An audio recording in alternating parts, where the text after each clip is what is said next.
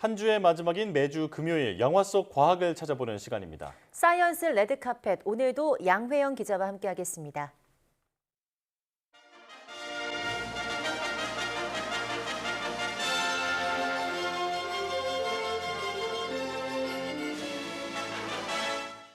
사이언스 레드카펫 양회영입니다. 네 번째로 만나볼 작품은 영화 엘리멘탈입니다. 개봉 한 달이 넘어선 이 영화, 뒷심이 굉장히 무서운데요. 국내 관객 500만 명을 넘어서면서 디즈니 픽사가 만든 작품 중 국내에서 가장 흥행한 영화에 올랐습니다. 그럼 키워드 한 패 살펴볼까요? 네, 첫 번째 키워드는 역주행입니다. 이 엘리멘탈의 역주행은 우리나라에서만 국한된 게 아니라고 합니다. 이 북미 개봉 당시 픽사 애니메이션 역사상 최악의 오프닝 성적을 거둔 엘리멘탈. 당시 충격이 이만저만이 아니었는데요. 하지만 한국에서의 역주행을 시작으로 북미에서도 입소문을 타면서 뒷심을 발휘하고 있습니다. 국내 개봉 당시 플래시 범죄도시 3에 이어 3위로 출발한 엘리멘탈. 하지만 개봉 2주차부터 박스오피스 1위를 차지하더니 16일 동안 1위 자리를 지켜냈습니다. 그리고 지난 23일 관객 500만 명을 넘기면서 인사이드 아웃을 제치고 역대 픽사 최고 흥행작에 올라섰습니다. 오랜만에 가족 영화 보니까 조금 설레요. 그 캐릭터들의 감정이 생생하게 잘 와닿았고 엄마랑 같이 가족이랑 보면서 그 캐릭터들의 감정을 부모님도 느끼셨으면 좋겠어요. 미국에서도 입소문을 탄 뒤에 개봉 22일 차에 매출 1억 달러를 넘겼는데요. 덕분에 2018년 인크레더블 2 이후 픽사가 내놓은 7편의 장편 애니메이션 중 가장 좋은 흥행 기록을 세우고 있습니다.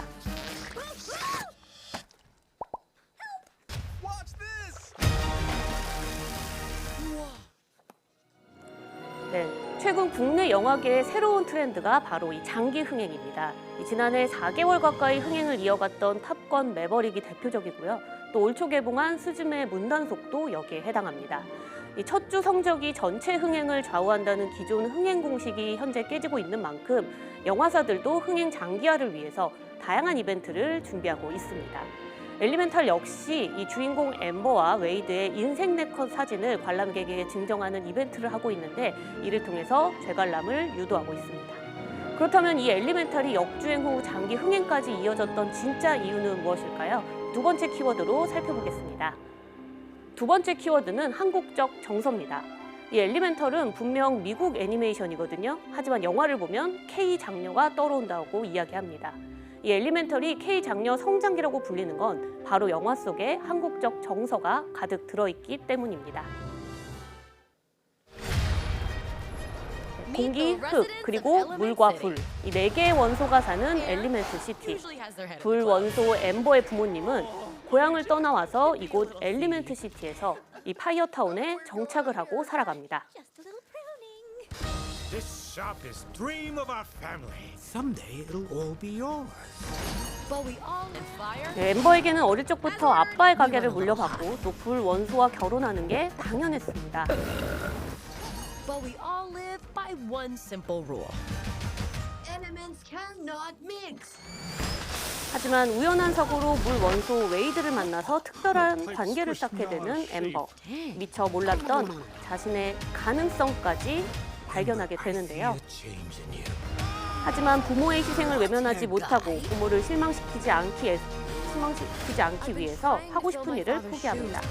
I never once asked what I wanted to do. My dad would boil you alive. Why does anyone get to tell you what you can do in your life? K 장녀 이야기를 담아낸 건 바로 픽사 최초의 한국계 감독인 피터손 감독 덕분입니다. 한국인 감독은 이 부모 밑에서 자라면서 이민 2세로 자랐기 때문에 다양한 경험을 영화에 그대로 녹아내 더 큰 공감을 이끌어냈습니다. When I grew up in New York, and I would come to Korea, some friends would ask, some people would ask, "Do you think you're Korean?" And I would say like, "I am Korean, but I'm also American," and so it was a hyphenation, Korean American. That Vivisteria represents her identity. These couple pieces of her. There's this piece of art. There's the light in her. There's also the reflection of the world in there. And then so, meaning as she makes this thing and as it grows, the deeper thing for me was always the understanding of her identity and trying to showcase to the audience those pieces. 사원소의 신비로움과 한국적 정서까지 담아낸 아주 매력적인 영화라는 생각이 드는데요. 영화 속 과학 이야기 양회영 기자와 조금 더 나눠보겠습니다. 예, 말씀하셨던 것처럼 영화 속 주인공이 물과 불 그리고 흙과 공기 이렇게 4개 원소인데요. 이게 다 이유가 있다고요? 네, 그렇습니다. 아마 학창 시절에 한 번쯤은 배워봤을 법한 내용인데 이 고대 그리스에서 나왔던 내용입니다. 이 당시에는 만물이 물과 불, 공기, 흙 이렇게 4가지 원소로 이루어져 있다라는 가설이 있었는데 이게 네. 바로 사원소설입니다. 네. 이 가설은 원래 엠페토클레스라는 사람이 먼저 주장을 했는데 이 신화적 성격이 강했던 초기의 이 사원소설에 아리스토텔레스가 독자적인 해석을 붙이면서 고대 화학의 기본 틀이 완성이 됐었습니다. 아리스토텔레스는 당시 이 4개의 원소의 특유의 성질이 2개씩 가지고 있다 이렇게 독자적 해석을 붙인 건데요. 그러니까 불은 건조하지만 뜨겁고 물은 차갑고 습하고 또 공기는 습하지만 따뜻하고 흙은 건조하고 차갑다 이렇게 성질을 구분을 했습니다. 네. 그리고 아리스토텔레스는 이 4개의 원소가 가진 성질 가운데 하나만 바뀌어도 다른 원소로 바뀔 수 있기 때문에 이러한 여러 조합을 통해서 지금 모든 물질을 만들어낼 수 있다 이렇게 주장을 했습니다. 예. 그런데 지금 밝혀진 건 이 사원소설과 굉장히 다르잖아요. 이게 밝혀진 건 언제쯤일까요? 네, 그 사원소설은 생각보다 굉장히 오랫동안 서양 문명을 지배해 왔었는데요. 한 2000년 넘게 영향을 끼쳤다고 합니다. 네. 18세기가 들어서야 이 본격적인 실험 기반의 과학 이론들이 당시 많이 만들어졌었는데 이 대표적인 게 프랑스 화학자 우리가 뭐 과학 시간에 배워봤던 라부아지에가 있죠. 네. 네. 이 질량 보존의 법칙이 실험으로 증명이 되면서부터 이 아리스토텔레스의 사원소설이 부정을 받기 시작했습니다. 네. 그리고 19세기 돌턴의 원자설이 나오면서 오랫동안 믿어왔던 사원소설은 결국 폐기가 됐는데요. 이 돌턴을 포함해서 그 이후에 많은 과학자들이 원소를 발견하게 됐고 그 성질에 따라서 이 원소와 원자들을 배열을 한 게 우리가 알고 있는 주기율표입니다. 실제로 영화 이 엘리멘탈은 피터손 감독이 학창 시절 이 주기율표를 배우면서 주기율표 칸칸칸칸에 마치 사람들이 아파트에 살고 있는 것처럼 하나씩 다 이렇게 사람들이 있으면 어떨까 이런 상상을 해봤다고 했고요. 그 당시에 했던 상상을 오마주해서 이번 영화를 만들었다고 합니다. 네. 그리고 또 영화를 보시면 곳곳에 이 주기율표 모양들이 많이 숨어 있어요. 네. 그래서 만약 아직 영화를 보지 못하신 분들이나 아니면 한 번 더 볼 계획이 있으신 분들은 이번에 볼 때는 주기율표 모양이 어디 숨어 네. 있나 이렇게 좀 찾아보면서 보는 것도 재미있을 것 같습니다. 네, 자 영화는 포스터부터 과학적인 내용이 가득하겠다 싶었는데 역시나 주인공부터 과학이 빠질 수 없는 것 같습니다. 자, 저는 좀 순수한 질문을 드리고 싶은데요. 그 영상을 보니까 불 원소 엠버가 옷을 입고 있잖아요. 근데 옷이 안 탄단 말이죠. 자, 이렇게 실제로 불에 타지 않는 옷이 있을까요? 네, 그 저도 영화를 보면서 엠버 입은 옷은 뭘까? 좀 네. 짤랑짤랑하고 반짝반짝거리는 게 굉장히 예쁘다 이런 생각을 했었거든요. 네. 그래서 실제로 어떤 옷으로 만들 수 있을지, 어떤 걸로 만들 수 있는지 좀 유추를 제가 해봤습니다. 네. 이렇게 금속 옷을 유추를 하려면 불꽃색과 이 온도 그리고 또 물질의 녹는 점 이 3가지를 알고 있으면 유추가 가능한데요. 우선 엠버는 평소에 불꽃색을 빨간색으로 표현이 네. 되고 있고요. 화가 나면 하얘졌다가 파란색으로 변하는 모습을 영화 속에서 볼 수 있습니다. 이 불 표면의 온도색은 원래 붉은색, 노란색, 흰색, 파란색 이런 식으로 이 점점 색깔이 바뀔수록 높아지거든요. 그러니까 붉은색이 가장 낮고 오히려 파란색이 가장 높은 온도인데 이 붉은색의 온도는 대략 한 섭씨 1000도 정도라고 생각하시면 되고 파란색은 섭씨 한 1600도, 대충 한 200도 가까이까지 올라간다 이렇게 생각하시면 됩니다. 예. 그렇다면 엠버의 옷은 적어도 2000도에서 녹지 않는 네. 금속으로 만들어야겠죠. 네네. 그래서 이때 물질의 녹는 점을 알고 있으면 유추해 볼 수 있는데요. 이 녹는 점이라는 거는 이 고체에서 액체로 상태 변화가 일어나는 온도를 말하잖아요. 우리가 흔하게 알고 있는 금속들 중에 뭐 구리 같은 경우에는 녹는 점이 1085도, 네. 섭씨 1085도고요. 철은 1539도입니다.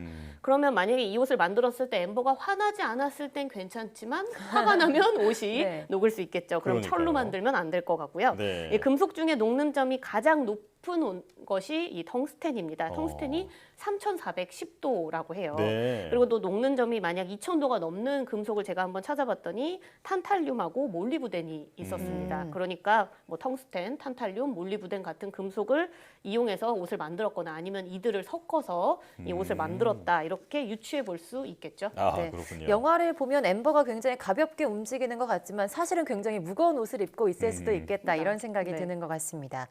그런데 영화에서 이 물과 불은 만나면 안 된다고 또 그런 얘기가 있잖아요. 사실 물과 불 만나면 물은 수증기가 되고 불은 꺼질 것 같은데요. 이 둘이 정말 접촉하면 없어지는 걸까요?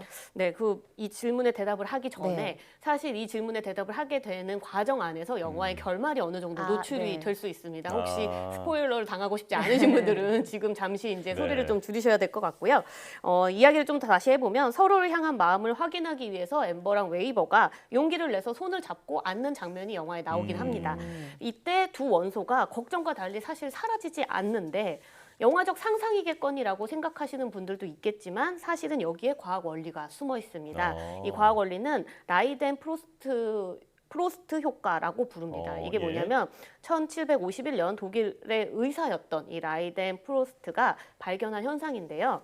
어떤 액체가 끓는 점보다 훨씬 더 뜨거운 부분과 접촉을 하면 이 액체는 아주 빠르게 끓다가 증기가 만들어지면서 이 증기로 인한 단열층에 의해서 각각의 두 가지의 상태가 변하지 않는다는 건데요. 네. 쉽게 생각해서 우리가 프라이팬을 아주 뜨겁게 달구고 물을 떨어뜨리면 물이 이렇게 공기방울이나 이게 굴러다니잖아요. 구슬처럼 네. 그렇죠. 굴러다니는 거. 그리고 뭐 액체 질소를 손에 뿌려도 굉장히 손이 얼거나 동상에 걸리지 않는 거. 그리고 또 동영상 중에서 용암 이렇게 철을 네네. 녹인 용광로가 떨어지는 것에 손을 댔을 때 손이 데이지 않는 모습 같은 것들도 볼 수 있는데요. 네. 이런 것들이 바로 이 라이덴 프로스트 효과입니다.